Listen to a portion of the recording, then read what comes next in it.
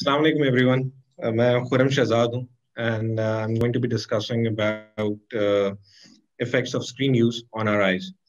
To discuss this, I have been joined by Dr. Faisal Iqbal. He is an MBBS and FCPS and a fellow VR.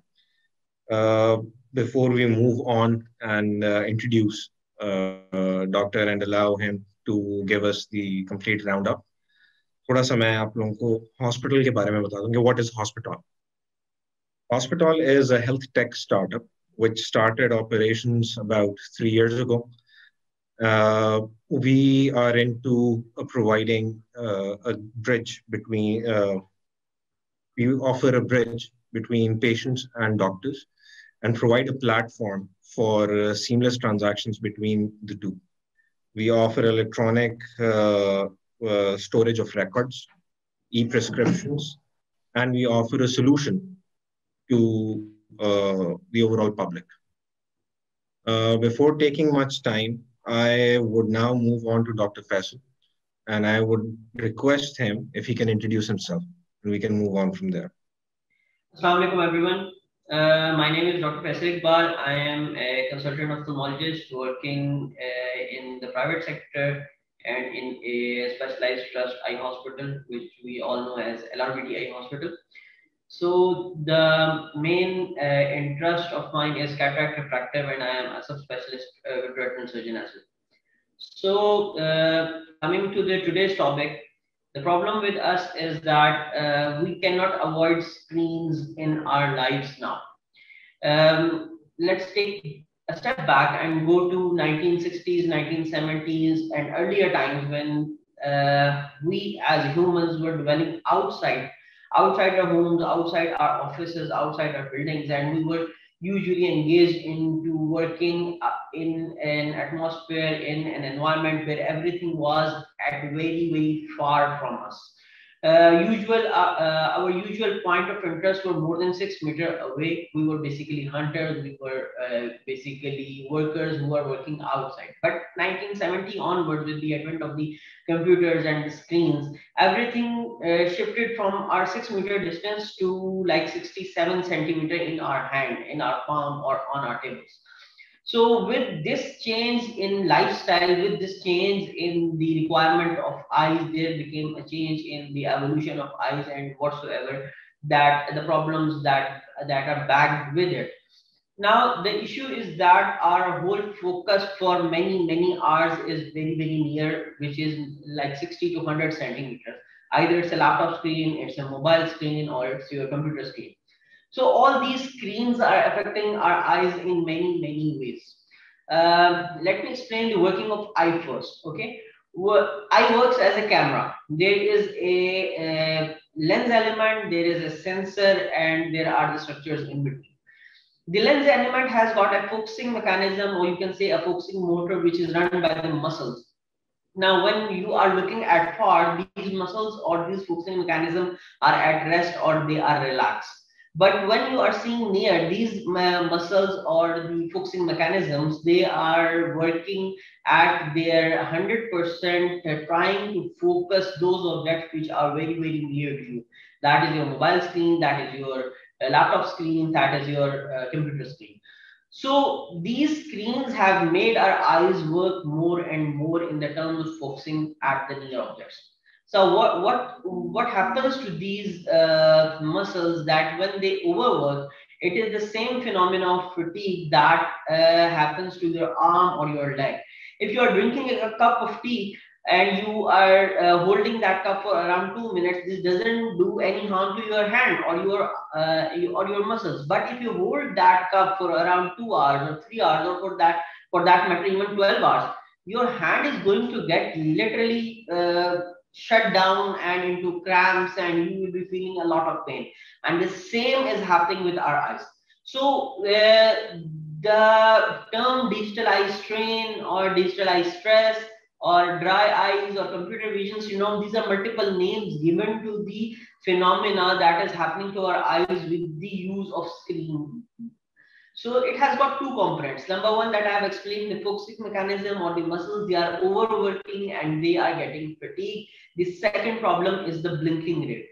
Now, when we are in a normal phase of life, we usually blink around 20 to 25 times in a minute. And this happens in literally milliseconds without you knowing what is happening to your eyes. But when you are focusing on your screens, your body or your eyes forget to blink. And now this reduced blinking rate, which is reduced from around 20 on average in a minute, is usually reduced to around 5 in a minute. Now, what this blinking does is that it wipes off the eye surface. It is like cleaning your windscreen with a wiper, and it cleans off excess debris, excess fluid, excess everything or whatsoever the environment is putting onto our eyes. So this safety mechanism is hampered now. So both the things, the stress on the muscles and this reduced blinking rate, produce this computer vision syndrome or the digital eye strain. Now, what does a person feel when he is suffering from such a disease or when he is using these screens a lot and lot? There are disturbed sleep patterns. There is a sense of fatigue in the eyes. There are some headaches. There is grittiness. There is some irritation or problem related to your work. You are not able to focus on the screen. The screen is getting blurred again and again. If you are wearing glasses or if you are not wearing glasses, your glasses numbers start to change and it tend to change towards the minus numbers. So if you are wearing a minus glass, this is going to change to a bigger number. So all these changes, they are going to cause the problem of reduced productivity, reduced sense of having a good vision, and this computer vision syndrome ensues. Now, what are the remedies? What are the solutions that we need to do? Again, the solution has three components to it. Number one, as I told you, the fatigue element, the fatigue of the muscles. What we need to do is we have invented a 20-20-20 rule. This 20-20-20 rule says that after every 20 minutes, take a break of 20 seconds and look 20 feet far. So now looking at 20 feet far distance, what happens is that those muscles who are overworked and fatigued, they get a little break and they refresh and get back to normal. So in this way, you can work a lot and lot more as compared to what you were used to before. So following this 20-20 rule, Doctor, this is Doctor, going to is help. this the reason why at times when we're looking too much on the screen, our visions tend to get blur or we start getting some headaches? Is this the Yes, same case? this is the same case because your muscles, they get fatigued, they get into an overworked state, they are not able to focus, the screen is getting defocused again and again. It is the same phenomena that your mobile cameras, they are hunting for focus in the low light or in struggling situations. When it is hunting for focus, sometimes it focuses more at the back, sometimes it's focusing more at the front, and it is not hitting the exact spot. That is the same case with our eyes. It's working as a camera and its focusing mechanism got shot out, and so that is how it happens. Secondly, the surface, the surface of your car's windscreen, if it is tainted or it is obstructed by some sort of fog, it is obstructed by some sort of dirt, or a lot of the bugs are stuck onto the windscreen. This is such as if you're traveling onto the motorway and you are not wiping it out. So that is going to again hamper your screen. So this is the second mechanism that is affecting your eyes. So reduce blinking rate and the stress on the muscle. So as I explained, the first component, the stress on the muscles, are to be reduced by the frequent breaks, a little tiny 20-second breaks from your screen and looking a lot far away, not into your screen or on your table, but something like you can just give a shout out to your coworker or something like that. And the second component for the blinking part, you can do some blinking exercises. You are going to just close your eyes for around 5 to 10 seconds and then squeeze them and then open. Now this is going to refresh the eye surface and then make it new again to be seen and to be kind of usable again. So these two are the major components. The third component, which is very much ignored by our screen users, is ergonomics or our postures. The problem with us is that as the technology is getting advanced and advanced, we are shifting onto the smaller and smaller screens, and the pixel density is getting higher and higher. We have to look at the smaller things at a lot more concentration for a lot more time than what we used to do in the older monitor times. Okay, so what this has done, that it is creating more strain on our eyes, and it is causing our eyes to overwork. Now, what happens is that there is not an ergonomic table for the worker or whatsoever. If you are a housewife, if you are a kid, you are not used to adjusting your seat or chairs according to the table. You are not used to putting the device at an appropriate level at the appropriate distance. So what happens is that you slouch, you get your neck get worn out. So either you are looking down too much down, or you are looking too much up. So if you are not looking straight, or a little bit of down from your horizontal view, this is going to cause a strain at the back, and the strain at the back is kind of part of our computer vision syndrome. When we are slouching, or when we are not erect and upright, that is going to again put pressure on our eyes. So what I'm going to show you are 2-3 pictures of what a workstation looks like and what it should not look like. So I'm going to share my screen now. If that is possible, I think that's not getting shared. So what happens is that what we tend to do, Dr. Saab, just give me a second. Let me check if we can do the screen share. Okay. What we do is, like, we keep on slouching, we keep on forcing ourselves onto the screen, or what we are doing is that we are getting a laptop on our lap, and then we are totally bent over it to type. The position and the distance of our mouse or our keyboard, that is not also appropriate.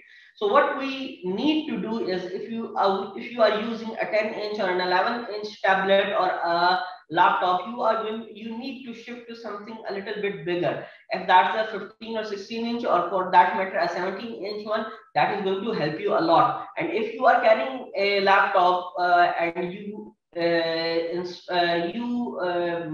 plug in a wireless mic, a wireless mouse and a wireless keyboard, that is going to put the screen at an ample distance so that your eyes don't get hurt.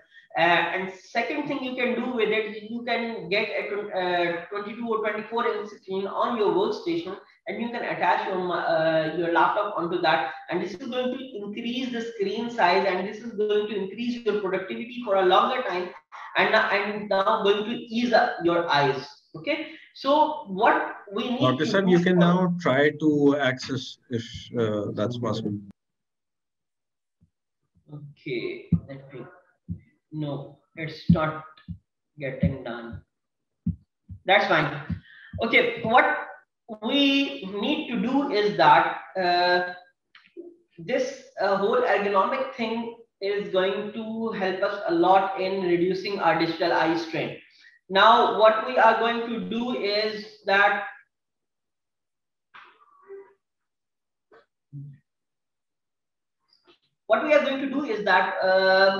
what happens with the kids, it is that they are using their mobile phones or tablets, and they are playing on it. So one other rule is that the screen must be larger and far away from your eyes to reduce the stress on your eyes. So if the kid is playing on a mobile phone, it is better for him to play on a laptop, and it is yet even more good for him to play it on a console and put a TV screen of like 40 or 46 inches far away from him, at least 8 to 10 feet from him. So this is how it works. Now, to reduce the effect of screen on your eyes, as I have already explained to you, I'm going to summarize that.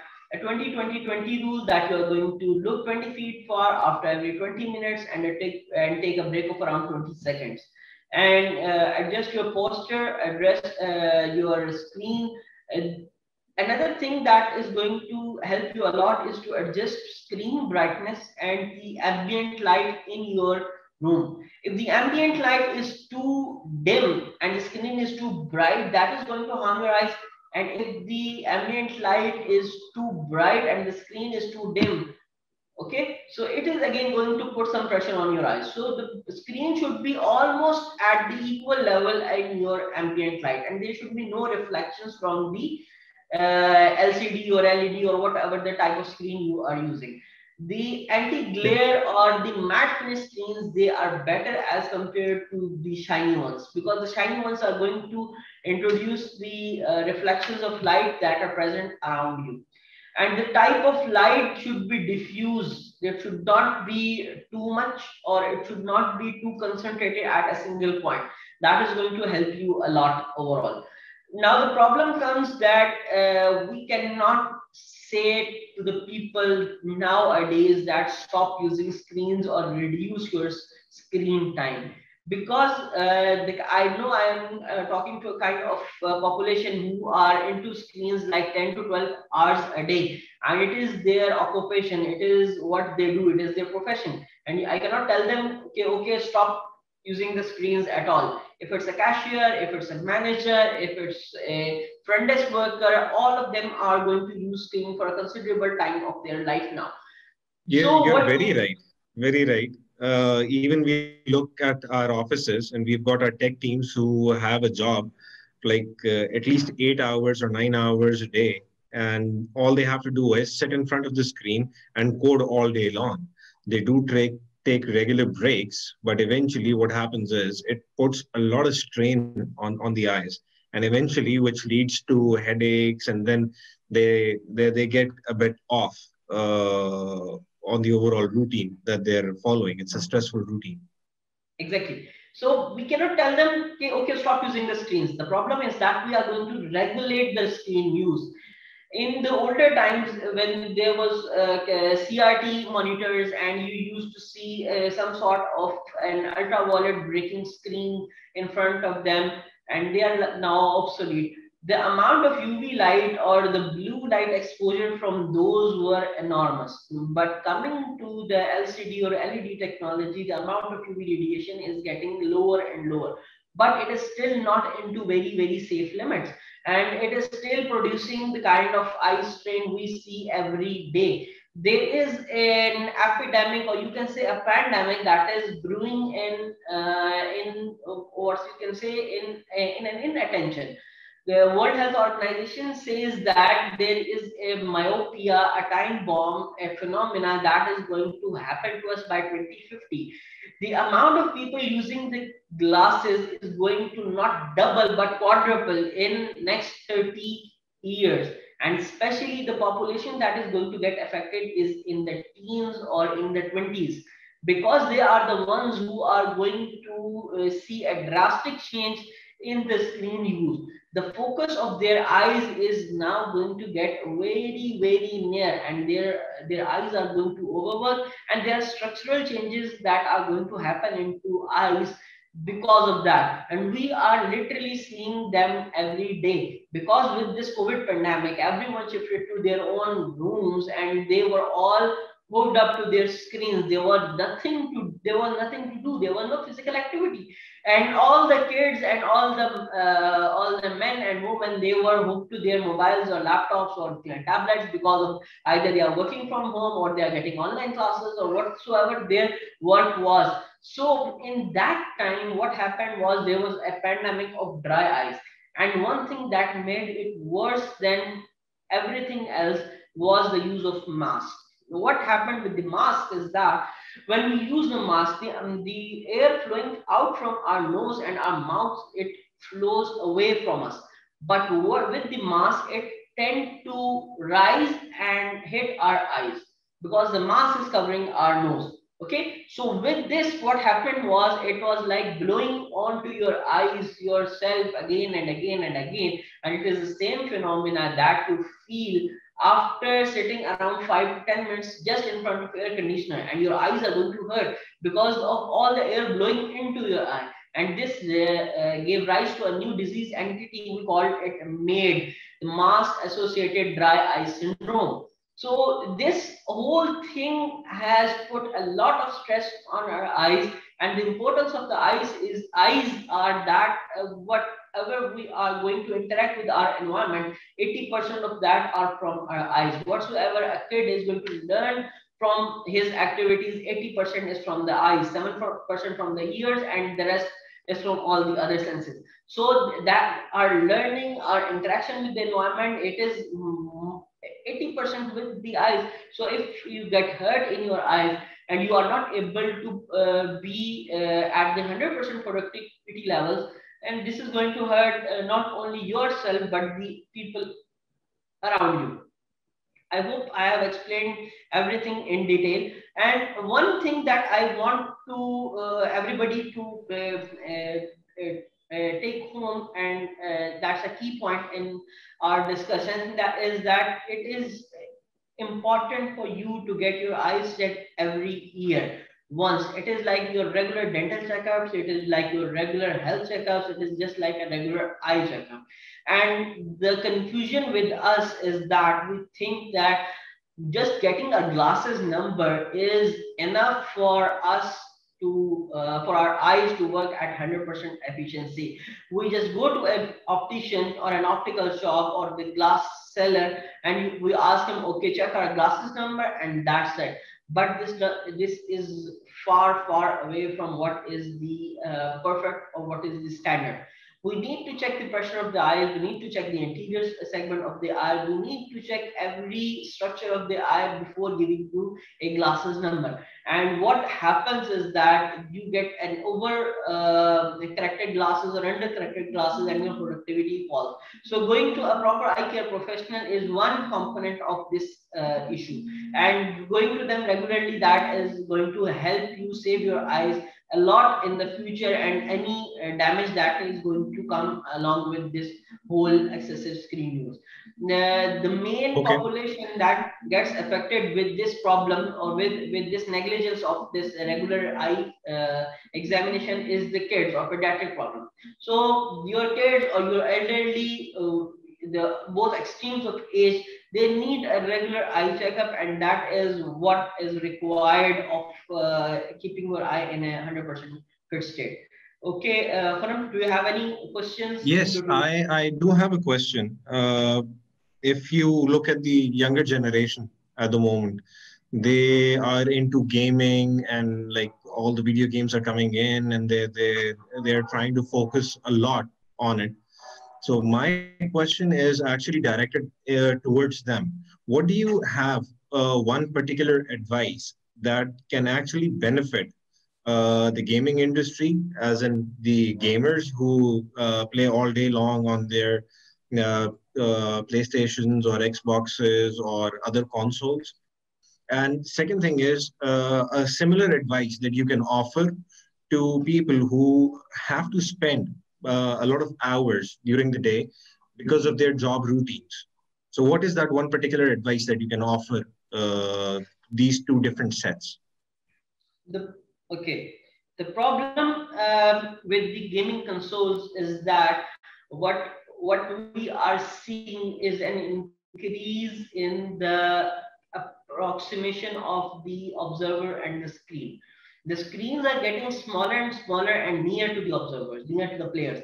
So if you are going to use a console, or if you're going to play a game, play it on a larger screen, that is like a 50-inch or 55-inch, and put it far away from you, at least 12 to 14 feet. The wireless controllers and all the things, they have helped us put these things a lot far, because in the Nintendo or the Sega times, we are hooked like to almost an arm's length of wire. So we are thankfully a lot away from it, and we can put these screens a little bit far. And another trend of these gamers is that they turn off the lights around them, and then they play the games, giving them a more immersive experience.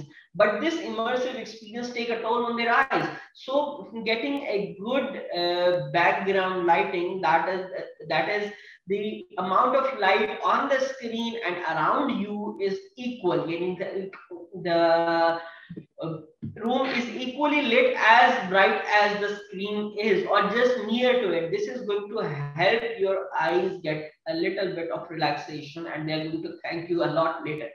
So putting a console or putting a screen a little bit far and increasing the size and turning on the room lights, this is going to help you a lot. Okay. There's one more question, and that is towards buying the larger LCDs and LEDs and whatnot these days. Uh, well, one of the things that caught my interest was the buying trend. A lot of people are into buying these big LEDs, and they put in inside their rooms or their drawing rooms or their TV lounges. And unfortunately, uh, the space does not allow them to have that big of a distance. So, what is it that they can do to protect their eyes while having to enjoy the same thing as well? Okay, the thing is, okay, don't put such a big screen that you are just like on the face of it. Just put, there are many charts that are going to help you decide the size of screen according to your room. I don't want you to go and buy a 70-inch screen, everybody, but many a time a 32-inch will suffice, because your room is like a 10 feet small room. So it is not about getting a larger and larger screen, it is about getting standard screen according to your room. Number one. Number two, putting the screens in your room. You know, there are sleep pattern studies, and there are psychobehavioral studies. They are seeing more and more sleep problems in those people who have put TV in their own room. So that is why there was a concept of TV lounge. That TV or the screen should be present in the TV lounge, and if you want to see, you are going to go out into that room, enjoy that on a sofa, and then get back to sleep. The screens running in the background, producing all those blue lights or whatsoever the UV light and emitting it on your face, that is going to cause a lot of harm, and which goes undetected. And the same goes for the laptop screens. You have literally opened your laptop screen on your side table, and you just drift away into the sleep, and all the night that laptop is shining bright onto your face. And many a times, everybody of us are noticing that our eyes don't get shut 100% when we are sleeping. Some of the people sleep with their open eyes. So now your eyes are getting all that light exposure for what? For nothing. So putting in the screen in your sleeping room or in your sleep area, that is going to harm you a lot. So put your screens into a living area and limit it to one screen every house. In my house, we do not have any TV collections in our rooms. We do not have any TV screens in our area or a TV lounge. For that, you are going backwards. Okay, great. Well, one last question before we move to the closure. And that question is directed towards the younger generation, like as in the kids, somewhere from once they're born all the way till 10 years of age or 12 years of age. That is a very tender age to be in. What we've noticed very recently is that the use of smaller screens, mobile phones, tablets, and those type of screens, they have increased considerably. And parents usually tend to give these devices over to their kids and just put them at a distance so that they don't get disturbed, or the kid gets settled in and they don't disturb with the conversation or food or whatsoever the case is. But in such an environment, do you think that there can be something that a parent can do to still give the device over but reduce the strain? Is it possible? No. The thing is that if you are going to calm your kid with that whatsoever the rhymes are in these days, that baby shark or whatsoever abcd or the baby tv or whatsoever, the kind of content that you are bombarding at your children, put that on a tv screen instead of a mobile or a tablet. That is going to help you a lot, number one. Number two, what the FDA and what the other authorities they have recommended is that from the age 0 to age 2, there should be no screen time for the kid. From the age 2 to age 7, there is maximum 1 to 2 hours of the screen time. And then from the 7 to the teens, maximum 2.5 to 3 hours. So this is what their recommendation is. You should not be putting your kid in front of the screen for like 6 hours. You are literally harming him. Reason being, the amount of hormones getting released into the brain, and the kid is literally forgetting to interact with the environment.